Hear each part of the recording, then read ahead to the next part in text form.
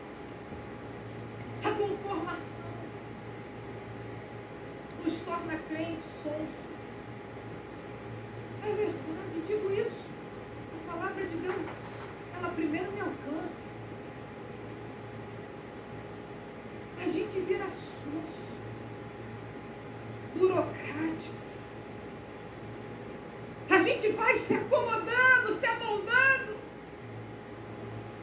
E aí a gente começa a pregar essa teologia progressista, dizendo, cada um serve a Deus do seu jeito. Mas aquele que é avivado do Espírito, aquele que tem a presença do Espírito, ele não serve a Deus de qualquer jeito. Ele serve a Deus de acordo com as Escrituras Sagradas. Você não vive na época da teologia progressista. Você precisa viver cheio do Espírito, conduzido por Ele.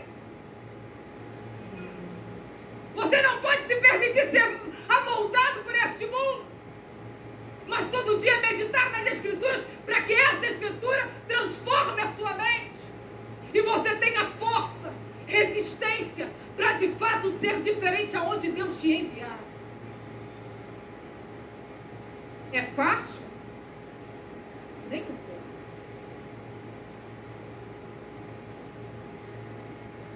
Mas é possível. Sansão, terceiro.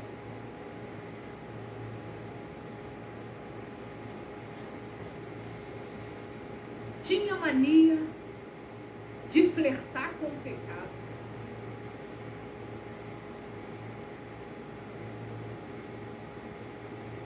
Primeiro ele vai lá e deseja a mulher filisteia. E aí, depois vai propor um enigma na festa do seu noivado para 30 homens.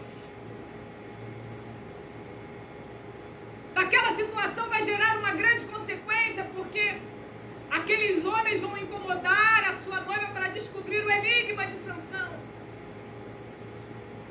E aquela mulher vai importunar Sansão para revelar o enigma. Sansão revela o enigma. Os homens conseguem descobrir. Sansão agora tem que pagar o voto. E aí ele vai lá e mata 30 homens para honrar o compromisso, pegar as vestes que tinham que ser entregues. Quando ele vai para consumar o seu casamento com a mulher filisteia, seu pai não quer mais dar para ele. Sansão, movido de raiva, vai lá e vai queimar a seara dos filisteus. Os filisteus, movidos de raiva, vão mandar queimar a sua noiva e o pai dela. Olha a consequência do pecado.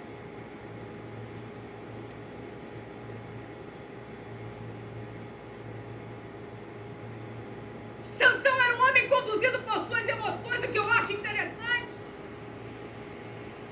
é que, apesar de ser chamado, ter sido chamado, apesar de ter algo diferente dentro dele, Sansão vai orar apenas 2 vezes nas Escrituras.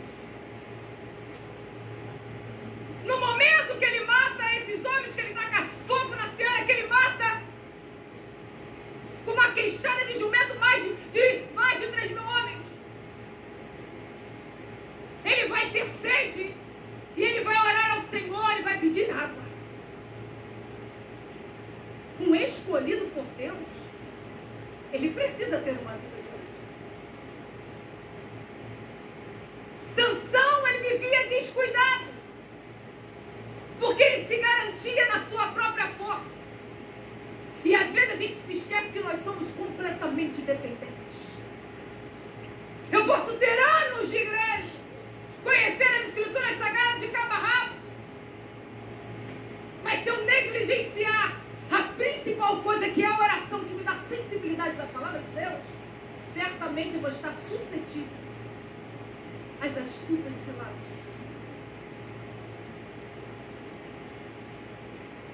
Sansão flertava com o pecado. A Bíblia diz que o que brinca com o pecado é louco. Provérbios 10, 22. Quando ele desce a Gaza, ele deseja uma prostituta chamada Dalila.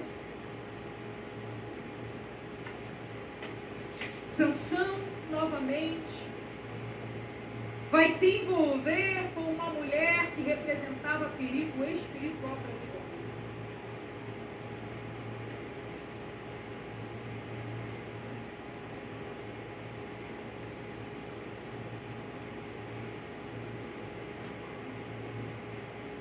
Talvez nessa noite nós temos feito escolhas que acabam tentando a nossa carne e levando ela no limite. Às vezes para você não tem nada a ver essa mensagem que você troca no WhatsApp, no Instagram, que você vai visitar um gatinho lá da boca. Aos teus olhos não tem nada a ver. Você vai flertando com o pecado, só um toquezinho amasso. Que a gente é.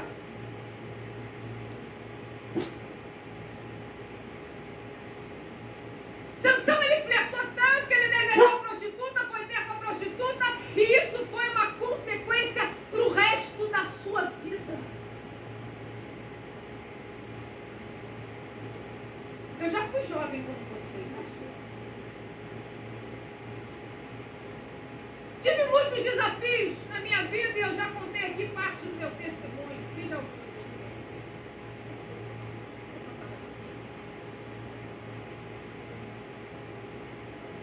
Eu venho de uma família que era uma família que vivia em guerra, uma família difícil. Meu pai bebia, minha mãe bebia, e na época de carnaval era uma briga danada lá em casa. Aos 13 anos de idade, certa feita, uma tia minha vai ligar lá para casa e vai fazer um convite para eu ir para um retiro espiritual. Eu nunca tinha entrado numa igreja também.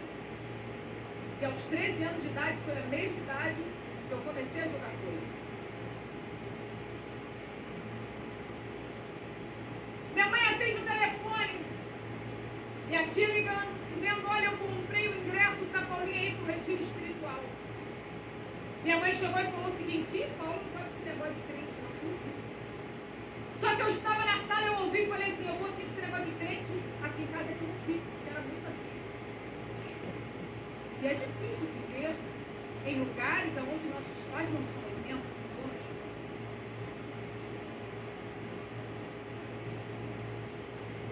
Minha mãe me pegou no dia seguinte, me levou numa igreja lá em Niterói, me colocou dentro do ônibus e falou o seguinte: filha, qualquer coisa você me liga.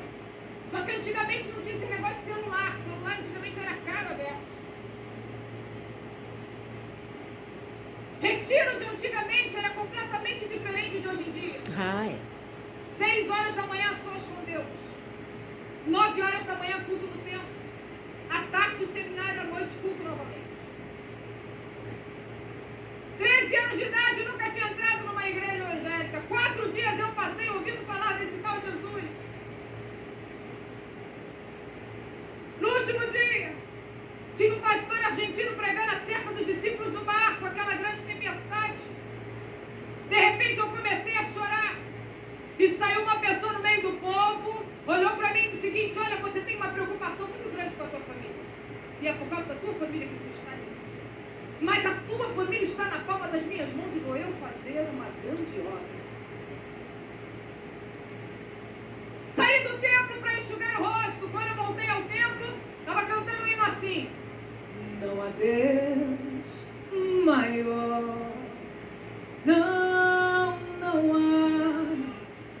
há Deus melhor.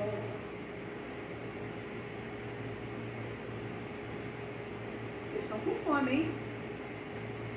Como nosso Deus. Você sabe, você canta: não há Deus maior. Arabarás. Não há Deus melhor. Não há Deus tão grande como nosso Deus. criou o céu. Será que você pode adorar Ele? Se Ele está trabalhando no teu coração nessa noite. Criou o sol.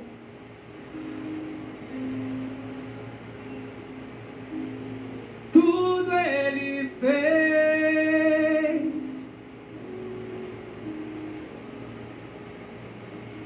Tudo formou.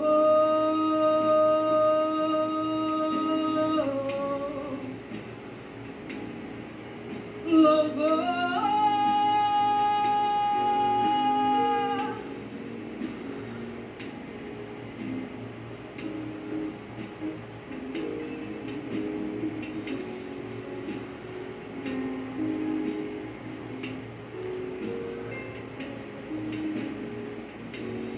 Para o seu louvor. Pode continuar tocando baixinho. De repente, aquele pastor argentino fez a seguinte pergunta: quem é que quer aceitar a Jesus? Tinha 120 pessoas naquele culto. 3 aceitaram Jesus e uma delas foi.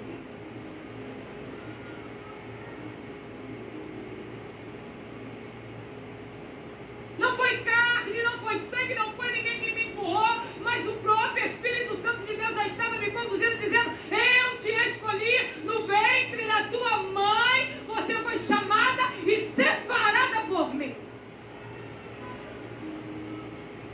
Voltei para casa com a blusa do retiro, parecido com essa daí que vocês estão. Cheguei para minha mãe e disse o seguinte: mãe, tem algo para te contar, eu aceitei a Jesus. Minha mãe olhou para mim e disse o seguinte: olha, você acabou de estragar a tua vida. Crente aqui em casa nem pensar. E outra coisa, vão debochar de você. Eu começava a ler as escrituras sagradas, colocava o louvor, minha mãe ia lá e desligava. Colocava o louvor, a minha mãe ia lá e desligava. Com 15 anos de idade, eu fui chamada para jogar num time profissional de vôlei em Ribeirão Preto. Entenda bem, eu nunca fiz projeção para ser jogadora de vôlei profissional, mas Deus de antemão me escolheu, me chamou para um propósito específico. Entenda bem, Deus depositou em você algo que não deu a ninguém. Existe algo especial que Deus confiou às suas mãos.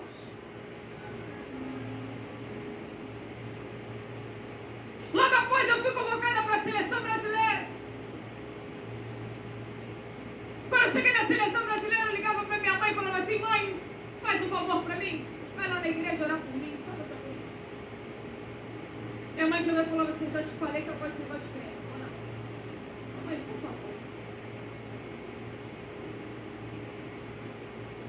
Minha mãe foi lá a primeira vez. Deus está falando: não discuta, não briga. Deus vai te dar estratégia naquilo que você não está conseguindo mudar. Naquilo que está diante dos teus olhos, que está ferindo o teu coração, que está fazendo você chorar, que está dando desespero na tua alma e você tem vontade de fugir de casa. Deus está dizendo: eu estou nessa zona de conflito e vou fazer mudança na tua casa.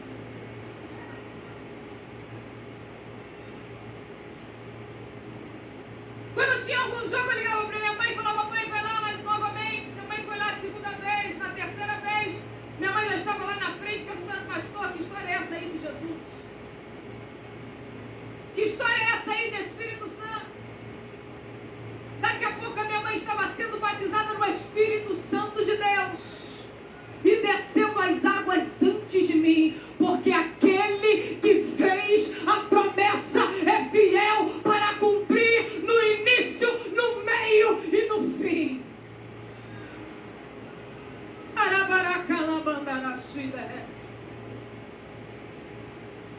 Cheia do Espírito Santo, batizada no Espírito Santo com 15 anos de idade, e agora enfrentando o desafio de estar jogando num time profissional de vôlei. Já recebia dinheiro, já fazia parte da seleção. As meninas tinham outros hábitos, usavam roupas sensuais, saíam dos jogos, iam para a balada. E agora eu precisava ter peito para ser diferente.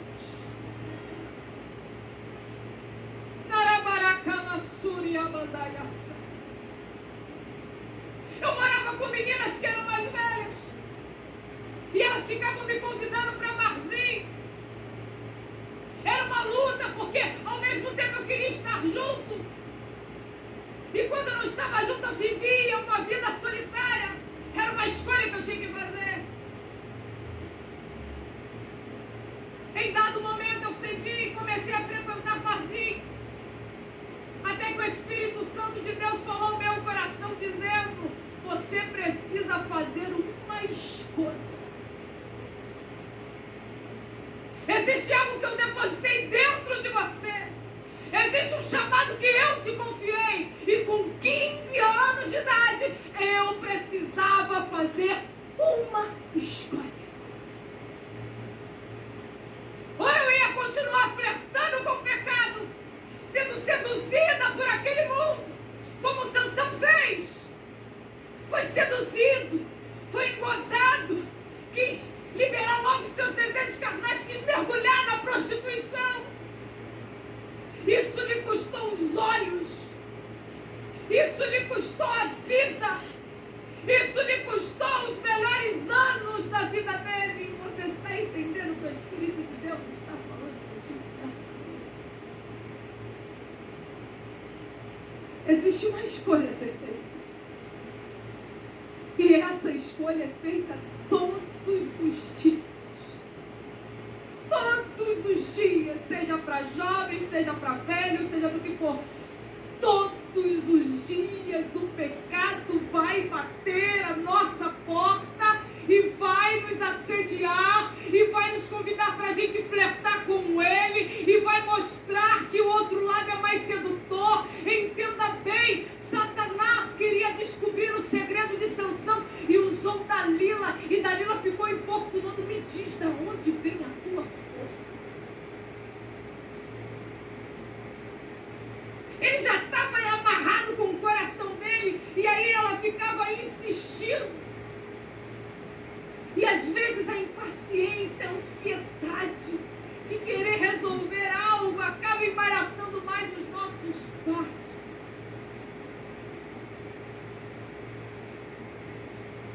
Respira, respira. De novo.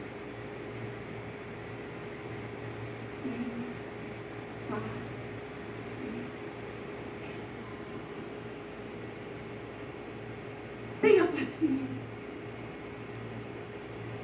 O tempo de Deus, e Ele é perfeito. O casamento que Deus tem preparado para você vai ser perfeito. A porta que você vai entrar, Deus vai te direcionar.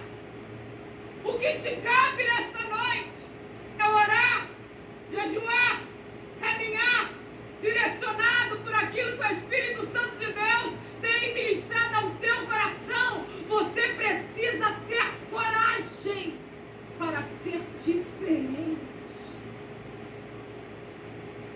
Fui rejeitada muitas vezes por... Existiram clubes que não me contrataram por eu ser crente. Falavam assim: a freira aqui eu não quero não. Porque eu não xingava palavrão. E eles atribuíam a garra com um palavrão.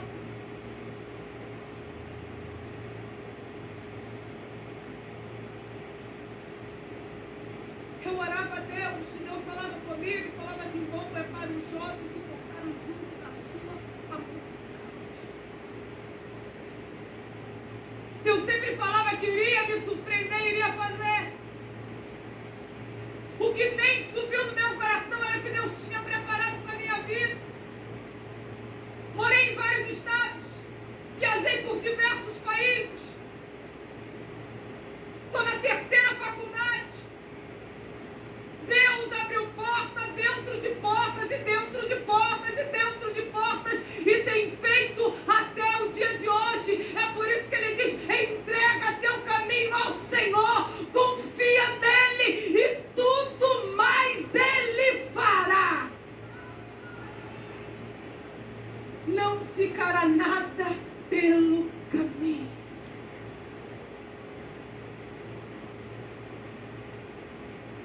Então resiste.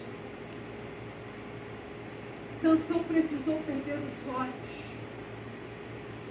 Ficou encarcerado, preso. E no seu último momento de vida, O homem que fora chamado e escolhido por Deus vai fazer a sua segunda oração. 40 anos como juiz. A Bíblia só registra 2 orações. Segurado no pilar do templo, ele leva aquele tempo abaixo. Mata os filisteus, mas também morre. Você não precisa perder tudo para você voltar. Você não precisa chegar a este ponto. Hoje é tempo de arrepender-se. É tempo de abrir mão de si mesmo.